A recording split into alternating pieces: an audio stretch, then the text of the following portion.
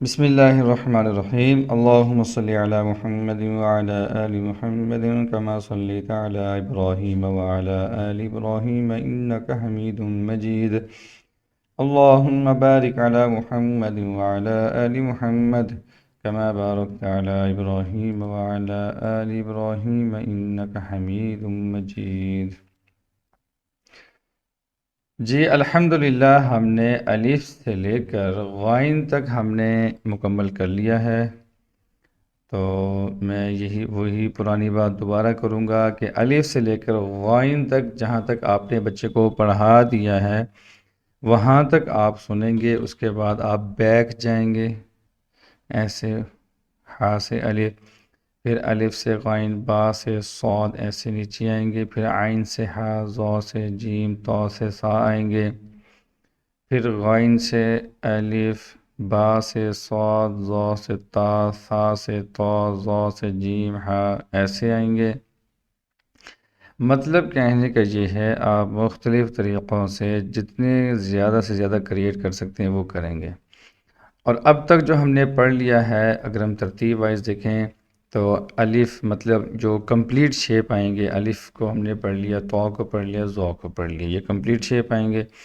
با حروف شفوی میں سے ہونٹوں سے نکلنے والا ہے، اس میں آج ہم نمبر 2 لیٹر پڑھیں گے۔ تا، دال اینڈ طا یہ حروف نطعیہ میں سے ہیں، ایک ہی مخرج ہے ان کا، اور یہ حروف لثویہ بھی ہم نے پڑھ لیے۔ اسی طریقے سے حروف صوفیر بھی ہم نے الحمدللہ پڑھ لیے۔ سین کی نشانی اور ہم نے شین کی نشانی بھی پڑھ لی، اور حروف مستعلیہ ہم نے تقریباً 6 پڑھ لیے، اور آخری آج ہم پڑھیں گے انشاءاللہ نمبر 7 والا۔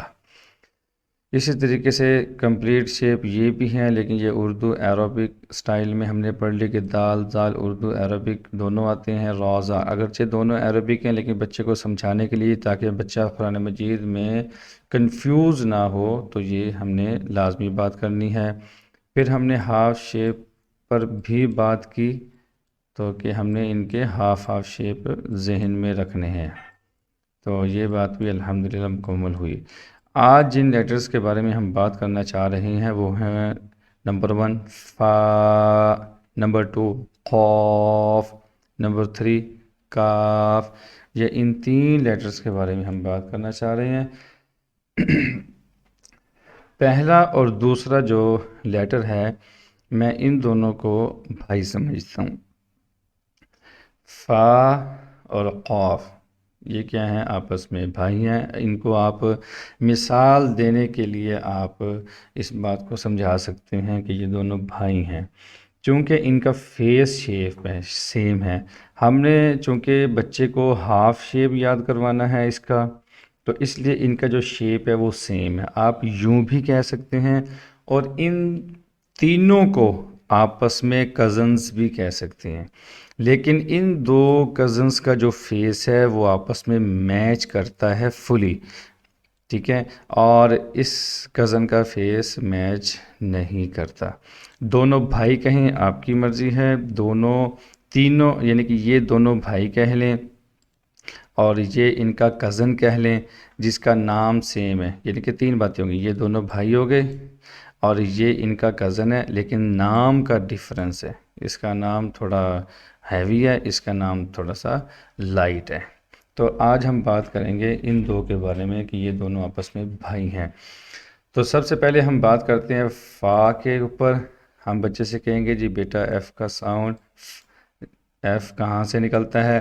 وہ فوراً آپ سے یہی کہے گا کہ ایف، ایف بولو بیٹا، ایف، ایف۔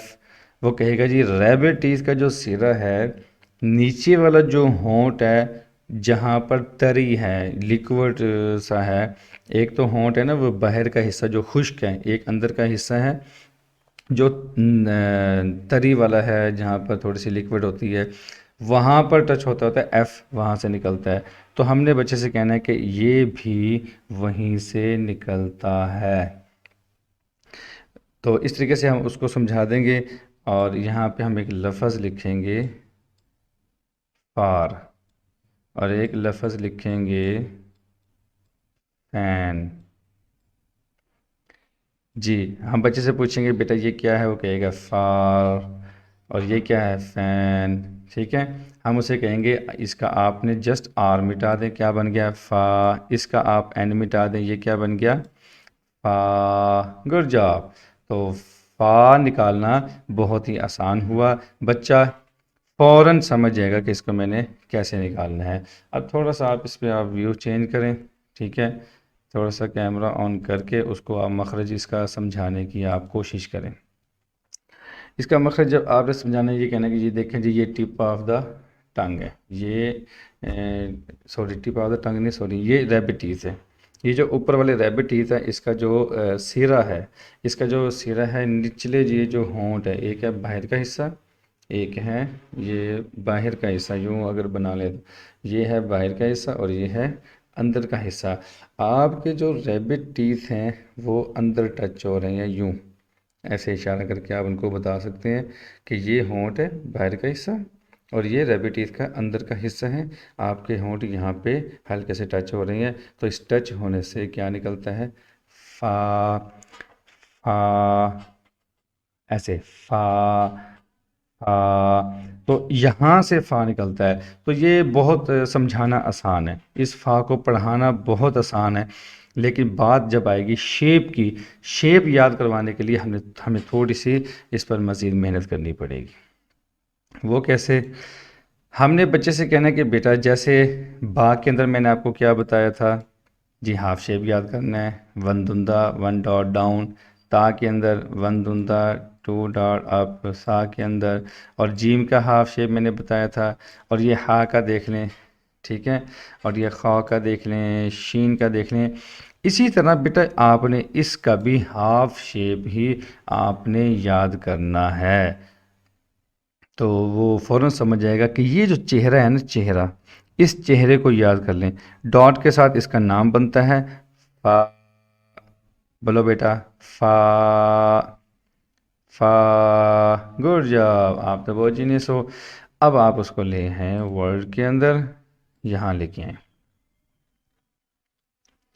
یہاں پہ آ جائے گا جی عین غین فا۔ جی بیٹا یہ دیکھیں یہ کیا ہے فا، بیٹا یہ کیا ہے فار، آر کو مٹایا کیا بن گیا فا، بیٹا یہ کیا ہے فین، بیٹا این کو مٹایا کیا بن گیا فا، بیٹا یہ کیا ہے فا، پھر سے بولو فا، پھر سے بولو فا، گڈ جاب۔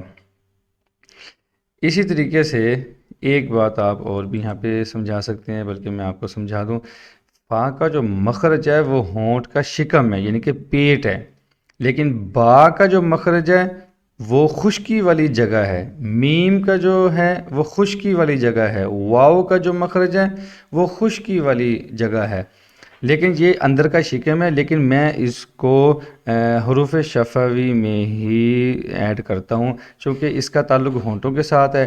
آپ بھی اس کو الگ پڑھانے کی بجائے بہتر یہی ہے کہ آپ اس کو حروف شفوی میں ایڈ کر دیں۔ اگرچہ باقی تین لیٹرز کا جو تعلق ہے وہ خشک ہونٹوں کے ساتھ ہے، با، بولو بیٹا با، گڈ جاب، میم، واو، دونوں ہونٹ بول کر کے ہم نے پڑھا، لیکن تری میں اس پر کوئی تعلق نہیں ہے، لیکن فا کے اندر ریبٹ ٹیتھ کا سرا نچلے ہونٹ کے شکم کو، نچلے ہونٹ کے پیٹ کو، نچلے ہونٹ کے بیلی کو ٹچ ہوتا ہے لیکوڈ والی سائڈ۔ جب آپ کیمرہ آن کر کے انگلی لگوائیں گے تو انشاءاللہ اس کو بات یہ سمجھ آ جائے گی۔ یہ بیٹا اس کا کلر کون سا ہے؟